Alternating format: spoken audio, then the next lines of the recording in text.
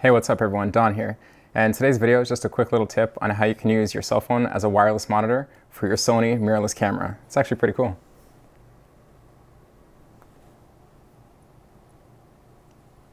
Okay, so after you download the Imaging Edge mobile app, you're going to want to go into the app.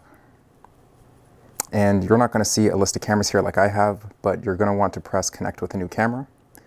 At that point, you can actually look at your actual camera and go into the menu. You'll go under the network tab, and it is the 1, 2, 3, 4, fifth one down, control with smartphone on the first page there. You're going to want to press into that, and your options, obviously you're going to want to have the control with smartphone option selected to on. The connection, we're going to hit that in a second, but always connected, that's preference. You don't always have to be connected to your wireless device. Now when you hit connection, that's going to set the camera to be ready to broadcast its Wi-Fi.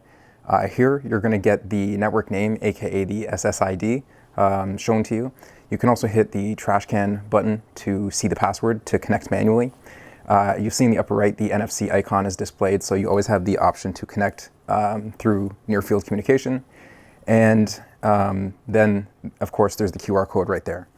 On the cell phone side of things, as you can see here, it says it's giving the instructions to connect to using a QR code.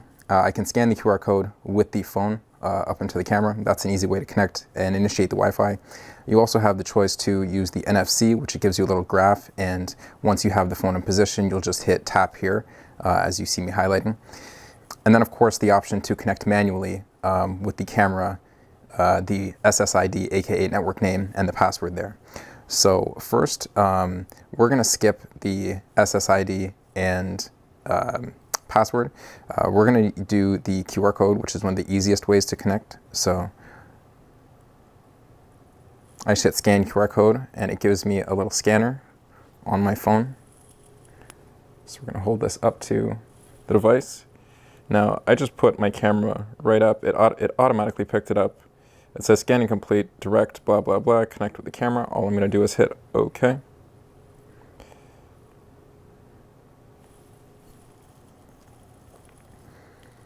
And then it says device to use with Imaging Edge Mobile Connect.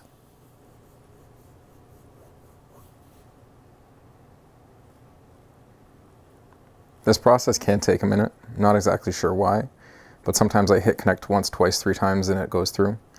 Then it's going to pop up again and give you the actual name of the camera to connect to. Next, a pop-up comes up that says start remote operation, press OK. And then at that point, now you can see your camera screen. So if I move this camera around, let's just loosen this. And now you can see that we're getting that displayed. So that's one way to connect to the camera. We're going to back out. We're going to go back in to connect with new camera. And now we're going to hit the near field communication. So I'm going to zoom my camera out so you can see where you have to hold your cell phone in order for the near field communication to actually initiate. So we're going to back out of the camera mode, press connect with new camera. On the actual camera, we're going to press menu, go into control with smartphone, press connection. We're doing NFC. I don't actually believe you have to move this out of the way, but I just want the best connection I can get. We're going to hit tap here and try it this way. Shooting device has been touched, it says on the cell phone. I believe I can pull my cell phone away now. Hit connect, device to use with Imaging Edge. Connect.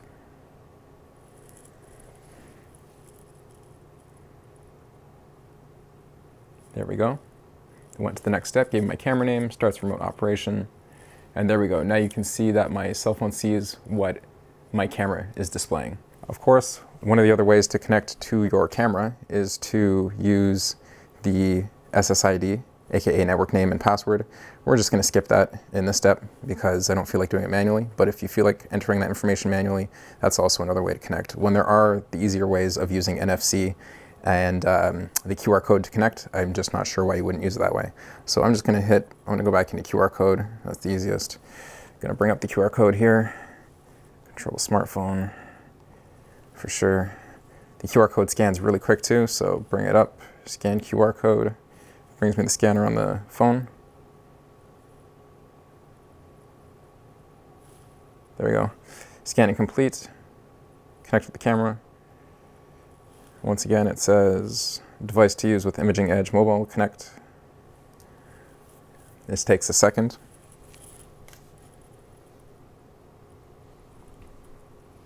I'm not exactly sure why it takes a second. Hopefully they speed up that process. Anyways, got to the next step. Connection successful. Start remote operation. So we're back in. So next, what I like to do is I have myself a little MacGyver-y tool here. Basically, this is just a little ball joint with the connection for your hot shoe. I guess it's a cold shoe. I guess that's what it is. So we'll pop out my little hot shoe cap there. This is the little mini ball joint. That guy can pop in there any which way. Tighten her up. Next thing, this is a really cheap $5 cell phone clamp that just pulls out like that. Clamps onto the side of the phone. It's got a 1/4" screw in the bottom there, as you can see. Screw that on. Okay, so once you have your little mini ball joint on top of your camera, plus the very inexpensive cell phone holder, then you can just pop your cell phone in like so.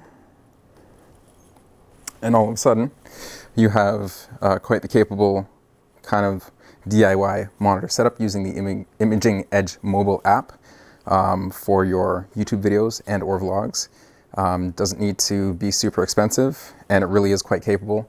One thing to note is that the app will stutter if you have Bluetooth on, so be sure to take Bluetooth off.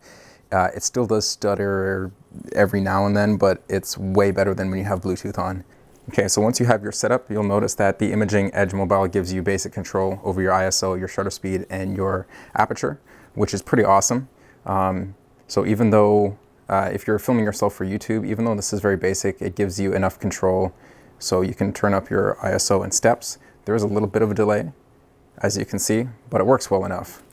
Honestly, we all have a cell phone in our pocket, and if you can't afford something like the Shinobi or Ninja monitors, there is always cheaper options like the Lilliput A7S or even some Field World monitors. But again, if you're on a super budget or something like that, or you even need a second monitor for your second camera, you can always just hook up your cell phone. The f-stop works the same, and the shutter works the same. This is draggable, which I like how it doesn't try to input every step as you're dragging it along the bar. It only will change once you let go, so that's pretty awesome. Everything works pretty smooth, especially if you're doing stationary projects. So although the app is good and fairly easy to use, I want to see Sony continue to push what the app is capable of doing, and maybe in the future hope for smoother transmission between the camera and the cell phone. As well, maybe something to look forward to in future updates is the ability to maybe switch picture profiles and go into the picture profile options and really start to dive into things a little deeper. That'd be pretty cool. So if you like this video, leave a like, comment, and or subscribe, and I'll see you guys in the next one.